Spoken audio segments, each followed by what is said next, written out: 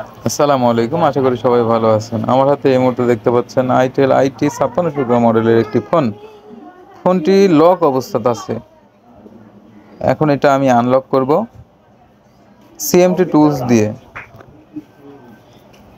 দেখেন, অনেকভাবে চেষ্টা করছি, অনেক রকমভাবে দেখতেছি, এটা লক। এই লকটা এভাবে ছুটবে না।